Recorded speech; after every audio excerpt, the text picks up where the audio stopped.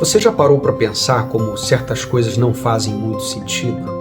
Por exemplo, antes, para que você resolvesse uma questão bancária, você tinha que ir a uma agência do banco, gastar ali 40 minutos, 1 hora e meia e, dependendo do dia, até 2 horas. E saía dali com as questões resolvidas.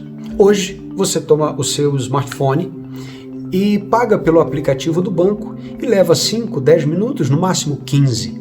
Em tese, você poupou tempo, mas a pergunta é, para onde foi esse tempo? O que você fez com o tempo que sobrou?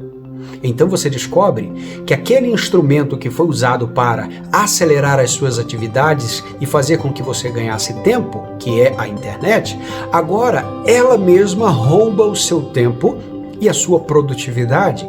Então, depois que você saiu do aplicativo do banco, outras demandas da internet surgiram.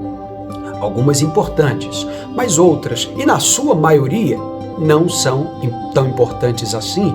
Por exemplo, um vídeo que chega no grupo do WhatsApp ou alguém que faz uma pergunta que pode ser respondida depois, e é claro que tem perguntas que você deixa para responder depois, exatamente pelo contrário, porque elas são muito importantes e você precisa de mais tempo para respondê-las e tal, mas na maioria das vezes o que nos rouba tempo é exatamente aquilo que é futilidade na internet. Perceba que o mesmo instrumento que nos dá velocidade nos faz também ter a condição de divagar naquilo que de fato deveria ser tão mais diligente, que é o uso do tempo. Aliás, nós estamos na geração que tem os carros mais velozes. Perceba que as gerações passadas andavam num lombo de um animal e eles por vezes demoravam dias para chegar em uma distância que não era lá tão grande assim. E hoje, com o avião, por exemplo, você chega em poucas horas. Porém, a nossa geração não sabe aproveitar esse ganho do tempo. Porque na maioria das vezes que o tempo parece sobrar, é um tempo que é preenchido com algumas questões que fazem com que você ache que o que você está fazendo é necessário, mas na verdade não é. Esta é uma das características, inclusive, do entretenimento da internet. Isso faz, a internet faz com que você se sinta muito útil, muito requisitado e, por vezes, você não está sendo lá tão útil para aquilo que você está sendo chamado. Perceba, então, que o uso do tempo é algo de extrema importância. Eu tenho dito que se nós perdermos saúde, na maioria das vezes nós vamos recuperar. Quem sabe nós temos aí pessoas que ficaram enfermas e que viram que com o passar do tempo e com um bom tratamento, a saúde foi retornando, pelo menos na maioria dos casos, não é?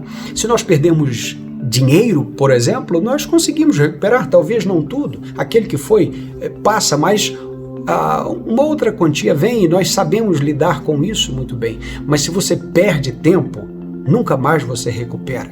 Se você perde 1 hora do seu dia, 2 horas do seu dia, nunca mais aquelas horas voltarão. O tempo não para nos entretermos. O tempo é implacável. Por isso que a Bíblia diz que há tempo para todas as coisas. Sim, há tempo para o entretenimento da internet, há tempo para as brincadeiras, há tempo de rolar no tapete com as crianças, há tempo de tocar violão ou qualquer outro instrumento que você saiba, há tempo de falar de coisas que não são lá tão importantes assim, mas há tempo para trabalhar, há tempo para fazer aquilo que se deve fazer. E o tempo é o bem que o Senhor vai requerer a forma que nós gastamos, porque esse é o nosso bem mais precioso. O nosso tempo está acabando e nós estamos sendo chamados para usar o nosso tempo com excelência, usar o nosso tempo para a glória de Deus, usar o nosso tempo para o bem das pessoas, usar o tempo para a edificação da família, usar o tempo para buscar a Deus em oração, usar o tempo para conhecer a palavra de Deus. Aliás, para essas duas últimas tarefas sublimes, a maioria das pessoas acaba não tendo tempo. Porque se você fizer uma pesquisa, a maioria das pessoas aí vai dizer que ora por alguns minutos no dia, não é? E leem a Bíblia, algumas palavras, alguns versículos talvez, mas vão apresentar aí uma rotina deficiente de leitura da palavra de Deus. Veja que desde que o mundo é mundo, o dia sempre teve 24 horas. Pode ser que algumas pessoas tenham mais dinheiro que as outras. Pode ser que algumas pessoas tenham mais saúde que outras, mas todas as pessoas receberam de Deus 24 horas no seu dia. Nós precisamos calcular o nosso tempo para que este tempo seja para a glória de Deus. Eclesiastes vai dizer que há tempo para todas as coisas. E nisto nós estamos aqui firmando esta palavra. Nós precisamos encontrar o tempo de todas as coisas. O tempo de abraçar, o tempo de afastar-se de abraçar, o tempo de trabalhar, o tempo de descansar. Aliás, uma das tarefas mais difíceis é o descanso. Por quê? Mas o descanso é uma tarefa? Sim, é uma tarefa, porque é um mandamento. E não fazer nada não é descansar. O descanso não é necessariamente improdutividade, porque em tudo que você descansa, você está também com os seus, você está cuidando de pessoas, você está se recuperando para uma próxima semana, para uma próxima etapa. Mas fazer isso é muito difícil, porque nós gostamos de estar no controle da vida. Trabalhar faz com que nós nos sintamos no controle de todas as coisas, mas nós fomos chamados também para descansar. Esse é um desafio nosso.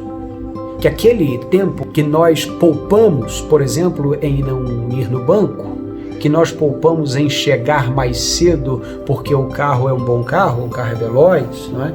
Que nós aproveitemos bem esse tempo, para que ele seja assim usado, ainda que para nos entreter por vezes, mas que ele nunca seja jogado fora. E que a nossa oração seja: ensina-nos, Senhor, a contar os nossos dias de tal maneira que alcancemos corações sábios. Deus te abençoe. Até o próximo vídeo.